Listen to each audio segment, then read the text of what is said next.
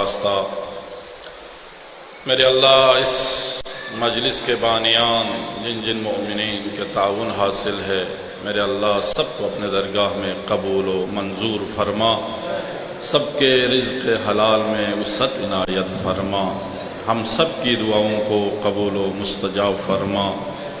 میرے اللہ پاک پروردگارہ ہم سب کے گھروں پہ رحمتیں برکتیں نازل فرما، زمینی آسمانی بلاؤں سے محفوظ فرما، حاضرین مؤمنین و مؤمنات کی حاجات کو پوری فرما، ہم سب کی دعاؤں کو قبول و مستجاب فرما۔ ہم سب کی دعاؤں کی قبولیت کے لیے مل کے محمد آل محمد پہ درود پڑھیے گا۔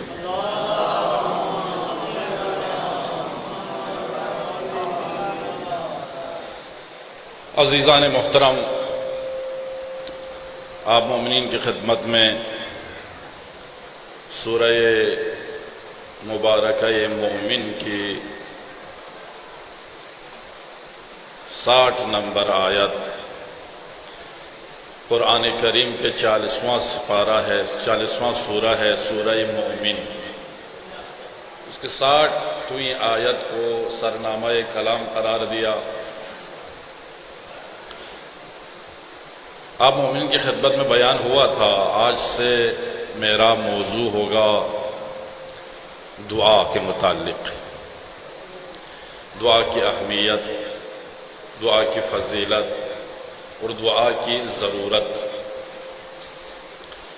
عزیزان محترم، دعا صرف ضرورت کا نام نہیں ہے، دعا ہماری احتیاج کا نام نہیں ہے، دعا صرف طلب نہیں ہے، دعا صرف پکارنا اسے دعا نہیں کہتا، بلکہ دعا اللہ رب العزت کی عبادت کا نام دعا ہے۔ دعا کی اہمیت کو سمجھیے گا، کیونکہ ہم جانتے ہی نہیں ہیں نا، ہم سمجھتے ہی نہیں ہیں، ہم یہی ہمارے ذہنوں میں یہی ہے کہ شاید دعا سے مطلب صرف ہماری ضرورت کا نام دعا ہے، ہماری احتیاج کا نام دعا ہے، وہی طلب کرنے کو دعا کہتے ہیں۔ نہیں، ایسا نہیں ہے، دعا اللہ کی عبادت کا نام ہے۔ سمجھ آ رہے ہیں؟ اللہ رب العزت نے سورہ مومن میں ارشاد فرمایا، ادعونی استجب لکم، پکارو مجھے، دعا کرو، پکارو، سوال کرو، میں تمہارے دعا کو قبول کروں گا۔ ادعونی، مجھے پکارو، استجب لکم، میں تمہاری دعا قبول کروں گا۔ امر ہے، حکم الہی ہے۔ دعا کرنا صرف ضرورت نہیں ہے، دعا صرف ہماری ضرورت کا نام نہیں ہے، دعا صرف ہماری احتیاج کا نام دعا نہیں ہے، بلکہ دعا کرنا عبادت الہی ہے، یہ حکم الہی ہے، امر الہی ہے۔ دعا کرنا چاہیے، ہر وقت دعا کرنی چاہیے، دعا سے غافل نہیں رہنا چاہیے۔ عزیزان محترم، اسی آیت میں اللہ رب العزت نے ارشاد فرمایا، الذین یستکبرون عن عبادتی، جو لوگ میری عبادت سے سرکشی کرے،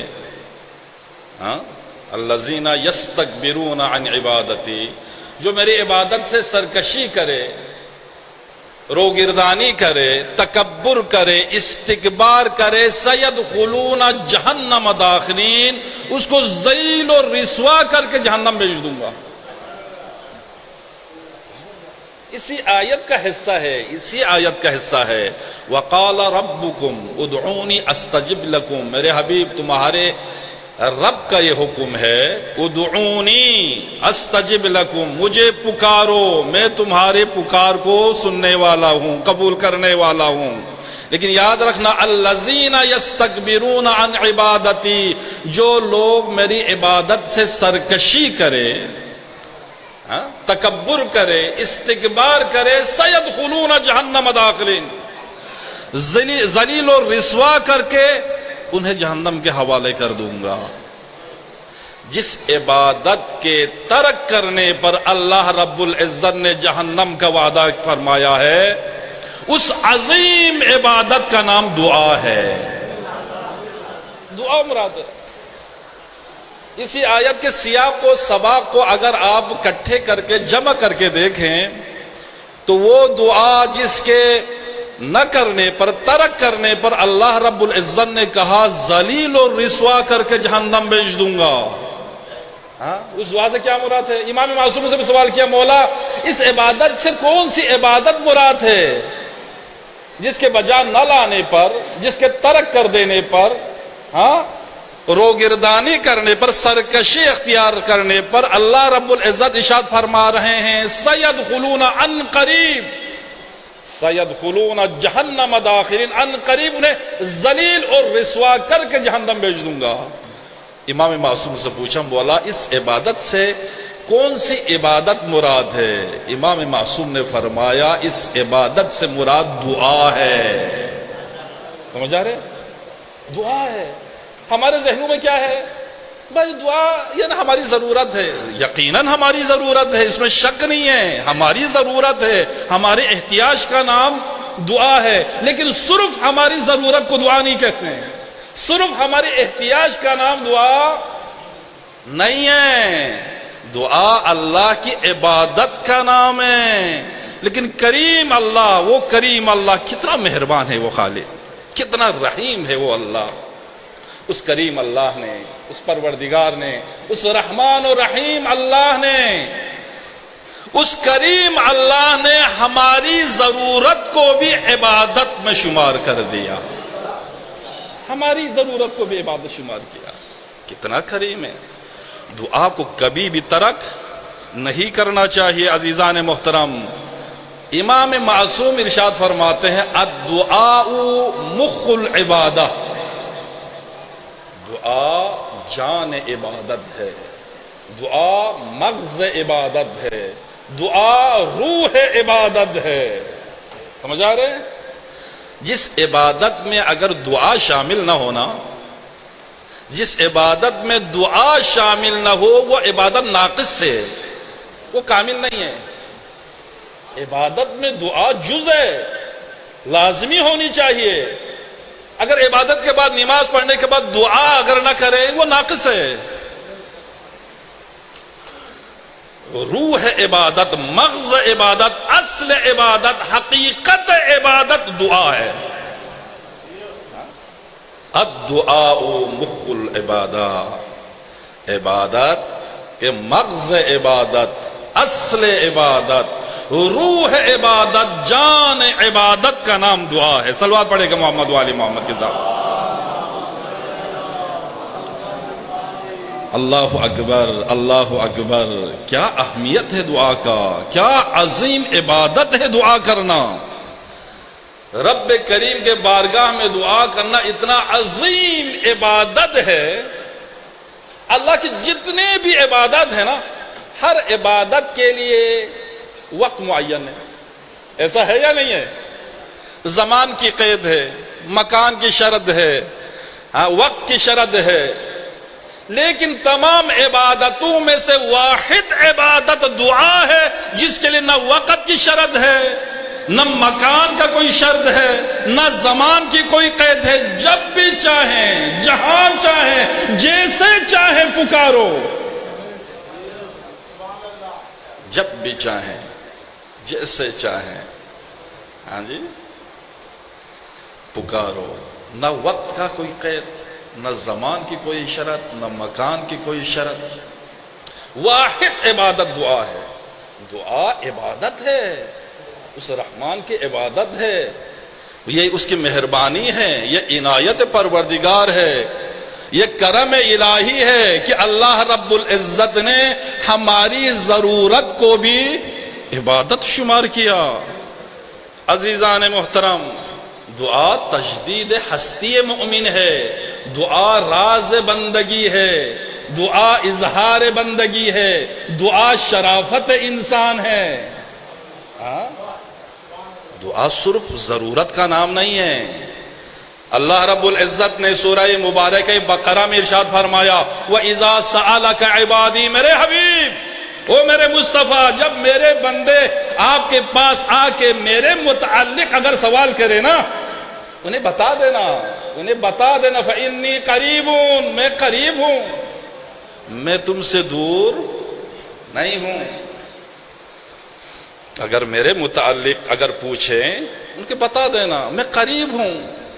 جب بھی چاہو جیسے چاہو جہاں چاہو دعا کرو مجھے پکارو. اجیبو میں قبول کروں گا.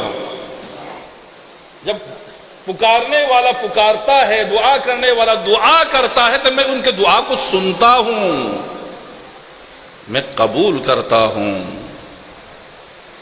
فَلْيَسْتَجِيبُوا لِي بس اچھا ہے کہ مجھ سے پکارو. وَلْيُؤْمِنُوا بِي اور مجھ پر یقین رکھو ایمان لے آؤ. لَعَلَّهُمْ يَرْشُدُونَ تاکہ تم راہ رشد پر ہو تاکہ تمہیں ہدایت ملے. پکارو مجھ سے پکارو. تمہارا پکارنا عبادت ہے اس کا بھی اجر و ثواب ہے. یہ جو ہم اپنی ضرورت کے لیے خدا سے طلب کرتے ہیں نا صلوات پڑھے گا محمد و آل محمد کے ذات پر. یہ تھوڑا صحیح نہیں ہوا آواز کٹ کٹ کے آ رہے تھوڑا سا کم رکھو. دوبارہ صلوات پڑھے گا محمد و آل محمد کی ذات پر. عزیزان محترم سورہ مبارکہ بقرہ 186ویں آیت ہے. وَإِذَا سَأَلَكَ عِبَادِي یہ قرآن کریم میں واحد آیت مجیدہ ہے جس میں اللہ رب العزت نے 7 مرتبہ ضمیر متکلم کو استعمال کیا ہے. متکلم جانتے ہیں نا ابھی میں آپ مومنین سے تکلم کر رہا ہوں میں متکلم ہے بولنے والا. سامعین کو کیا کہتے ہیں مخاطب. ہاں جو یہاں حاضر نہیں ہے اس کو کیا کہتے ہیں غائب. نا جی اللہ کون ہے متکلم. کلام اللہ کا کلام ہے نا. اللہ ارشاد فرما رہا ہے یعنی اللہ متکلم ہے. اللہ نے اپنی طرف نسبت دی ہے 7 مرتبہ ضمیر متکلم کو استعمال کیا اس آیت مجیدہ میں.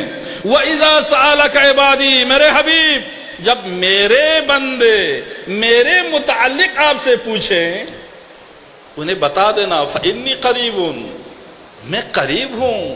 میں تم سے قریب ہوں بہت قریب ہوں میں دور. لوگ آتے تھے نا پیغمبر کے پاس عرب کے دیہات سے ایک دیہاتی آیا پیغمبر سے سوال کیا یا رسول اللہ خدا سے کیسے طلب کروں مجھے ہمیں یہ بتاؤ کہ پایا خدا ہم سے دور ہے یا نزدیک ہے. خدا کہاں ہوتے ہیں. اس پہ یہی آیت مجیدہ نازل ہوئی. یہ شان نزول میں لکھا ہے ایک سائل کے سوال کرنے پر یہ آیت مجیدہ نازل ہوئی. میرے حبیب ان کو بتا دو جو معلوم کرنا چاہے نا جو میرے بارگاہ میں آنا چاہیں میرے متعلق سوال کرے میرا ایڈریس پوچھنا چاہیں کہ خدا کہاں ہے انہیں بتا دو فإنی قریب میں قریب ہوں میں تمہارے ساتھ ہوں.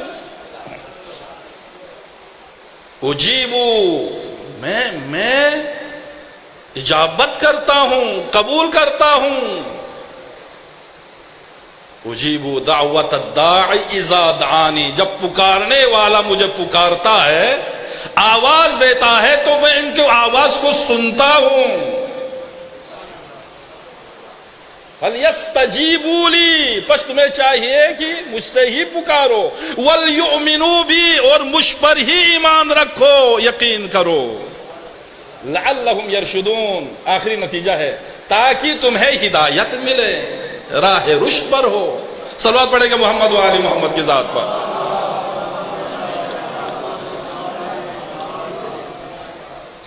سمجھ آ رہے ہیں دعا تجدید ہستی مومن ہے. دعا جان حیات ہے. دعا راز بندگی ہے. دعا اظہار بندگی ہے. سمجھ آ رہے میرے حبیب ان کو بتا دینا میرے خزانے میں کوئی کمی نہیں ہے میں سب کو عطا کرتا ہوں کوئی قیت نہیں ہے. جو